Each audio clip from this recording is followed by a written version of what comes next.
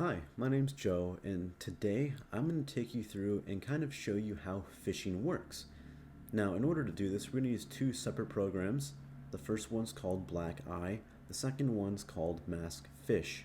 Now, a full disclaimer before we start, please don't use these two programs, or any other program for that matter, in an unethical manner, meaning you should never use these to exploit anyone or to damage or harm any business without their approval beforehand, of course. If you have your approval beforehand, then you can go ahead and do that. So, let's get started.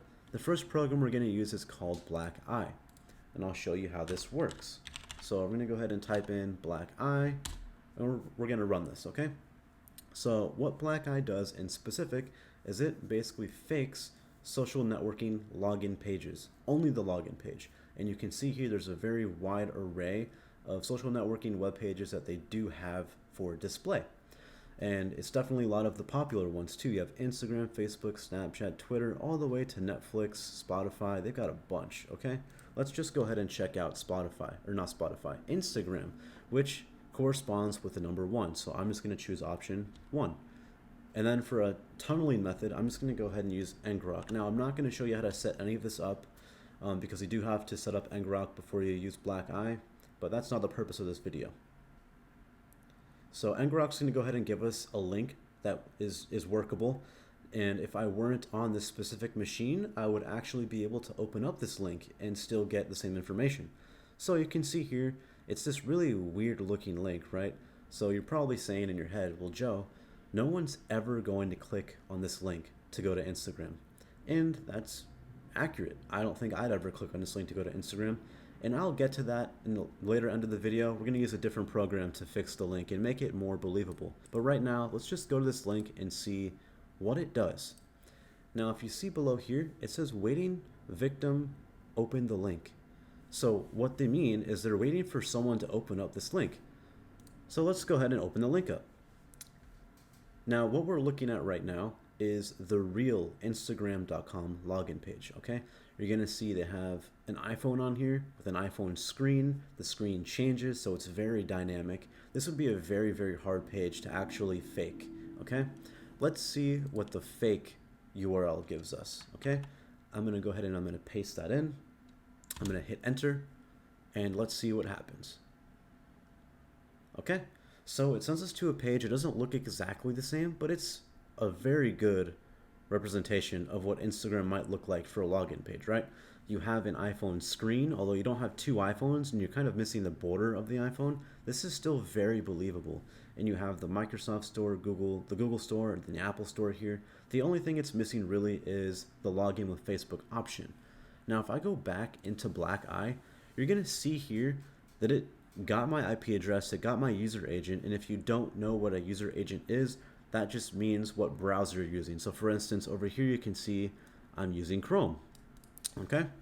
And sometimes, but not all the time, it's able to grab your country, your state, and your city, and your zip, but don't fear, because if it doesn't grab any of these, it actually still grabs your geolocation, which would be your coordinates, and it even puts them on a map for you, which is really crazy. It also gathers your internet service provider and your time zone, and it bundles all this information together and it puts it inside of a local text file so the attacker can go back and reference the information at a later point in time if they so choose to. Now you can see here, waiting credentials, meaning it's waiting for us to type in our username and password. Let's do that and see what happens. So if I go here and I type in victim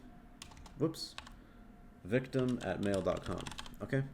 And then my password's going to be I got hacked LOL, and LOL is going to be all caps. I'm going to click login. Let's go back to Black Eye. You see, credentials found, account, victim at mail.com, I got hacked LOL. And then it also saves these in a text file, a local text file, for that attacker to reference later. Now, let's address the next concern of, you know, they're never going to click on this link. I mean, that's just not believable at all. So let's go ahead and run Black Eye one more time, and this time maybe let's show what the Netflix page looks like. So let's type in a 37, the corresponding number, and a 1. Okay, and while it's generating that link, I'm going to go back here And I'm going to show you something very important, okay?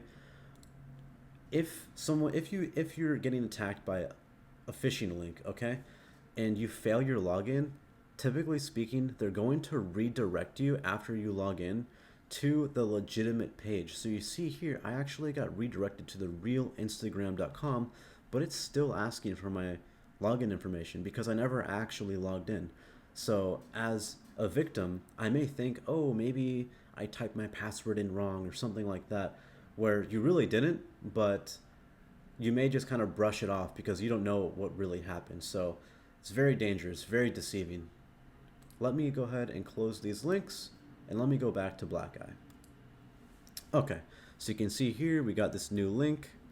All right, so what we're gonna do is we're gonna transform this link, or what we like to call mask this link. So we're gonna use this program called MaskFish. Okay, you can see here MaskFish. It's asking us to paste the phishing URL here. Let's do that. Let's paste it, enter. Processing, and now it's asking us what domain are we masking. Basically, what domain are you trying to fake? Well, in this case, I'm not trying to fake Google, Facebook, Instagram. I'm faking Netflix.com. So we're going to go Netflix.com, press enter. And now it says type a social engineering word like free -money, best -PUBG tricks. So I can see that maybe these hyphens have some importance in here. So what I'm going to do is I'm just going to do log-in for login. Click enter. And now we have this much more believable link. You can see here it actually says Netflix.com, followed by -login, and then some gibberish at the end. And for someone who's maybe fairly lazy with their eyes, they might look at only the first half of this link and believe it's legitimate. So what we're going to do is we're going to copy this, okay?